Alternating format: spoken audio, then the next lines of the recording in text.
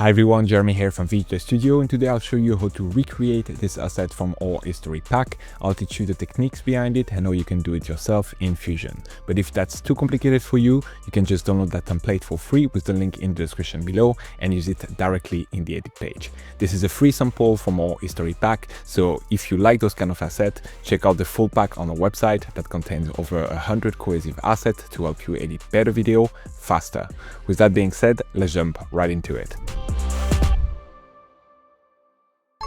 Alright, so to create this title, first let's go over to Fusion. Then I'm gonna bring here a new background in my working area, and I'm gonna bring the alpha channel down to 0, so we have transparency, and that's just gonna act as our canvas. Now I'm gonna bring a new text node and link that text node here to my background. We're gonna select our text 1, and then here we're gonna write our first text. So I'm gonna write Z, and then go to the line, and then a couple of space, and then institution off. Now, obviously right now it doesn't look very good. So the first thing that we're gonna do is changing the font. So here I'm gonna search for Marion and I'm gonna apply that. Then we're gonna switch here from bold to italic, and I'm gonna adjust the H anchor to the left. Now we are seeing the displacement that I've just created here with auto space right there. Actually, I might reduce it by 1 and I'm gonna increase the size. I'm gonna then just bring it back to the center and put it maybe slightly above like so. I'm also gonna reduce a bit the spacing between the two lines. So here I'm gonna reduce that like that. I'm happy with this. Now let's bring our second text. So I'm gonna bring another text in my working area and I'm gonna link that text to my merge. Same thing here. I'm gonna write my text. I'm gonna place it down and we're gonna switch the font this time for overused grotesque. I'm gonna increase the size and I'm gonna realign it properly here in my composition.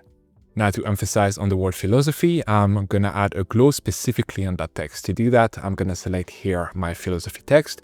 I'm gonna hit Shift space on my keyboard and we're gonna search for the glow node and bring that in. Now that we have our composition done, we're gonna get started with the animation. The first animation I'm going to be doing is on the entire frame. So I'm going to select my merge 2, hit Shift space on my keyboard, bring a new transform node, and then I'm going to hit Shift space again and search for a brightness and contrast node. The brightness and contrast node going to be our opacity animation and the transform going to be a position animation. So first off, I'm going to go here to the brightness and contrast node. I'm going to go over to frame, let's say 25. And I'm going to drop a keyframe here on the gain at 1. Then I'm going to go back to frame 0 and I'm going to bring the gain down to 0. Oh, also, don't forget here to toggle the alpha channel. So now we have a simple fade in animation. And I'm going to add on top of that a position animation. So I'm going to go to frame 25 again. On my transform node, I'm going to drop a keyframe here on the position. And then I'm going to go to frame 0. And we're going to displace slightly all transform. Now, if we play it, as you can see, we have the text coming in with a slight trading. Obviously, the animation right now doesn't look so good. We're going to need to smooth that in the spline editor, but we're going to first do something to the philosophy text. So we're going to apply a follower animation letter by letter on the word philosophy. To do that, I'm going to go over to my text 2. I'm going to right click here on the text box and I'm going to select follower. As you can see, it's bringing here that new modifier tab. Then you can just select that. Now here in the modifier, we have a bunch of different controls that we can adjust, and that's gonna affect our text letter by letter. So here I'm gonna switch first the order of the animation to be from automatic to left to right. That means that the animation gonna start from the left to the right. You have a bunch of different options that you can select from, and we can adjust those easily later. I want the delay to be between each character, so I'm gonna leave it like that. And then I'm gonna put the delay at 2. Now we're going to do an animation again on the position and on the opacity. So let's start with the position.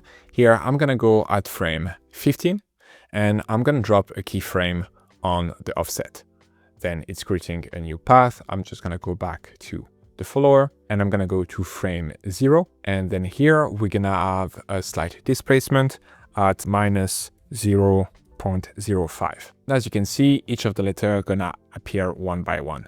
However, it doesn't look really good because right now everything is showing up all at once. So we need to go to the shading and apply the same thing on the opacity. So here I'm going to go at frame 15 and I'm going to drop a keyframe on the opacity at 1, and then I'm going to go to frame 0 and bring the opacity down to 0.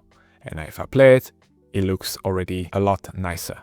However, I think I would like to have a bit more movement here on my letter. So we can go back and basically increase the offset. So here I'm going to go back to frame 0 and we're going to switch from minus 0.05 to minus 0.1.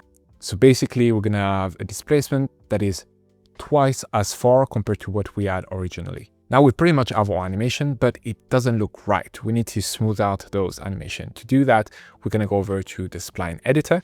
I'm going to select here all my nodes that have a keyframe on it. And then I'm going to select zoom to fit so I can see everything in one spot. Select everything, then hit the letter S on my keyboard to smooth out those curves. Then I'm going to hit the letter T to bring the ease in and ease out. And we're going to put the ease in at about 85. Now let's play it again.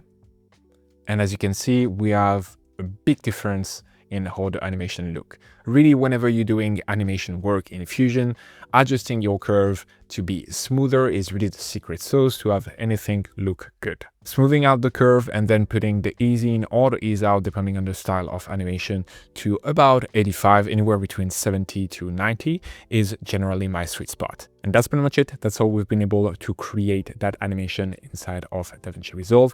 Again, if that's too complicated for you or you want to use a preset, we have a sample that you can download with the link in the description below. You will be able to use it directly from the edit page, and it will have a bunch of those controls built in. You'll be able to switch the type of animation, the length of that animation, as well as we saw earlier, for example, the direction of the letter.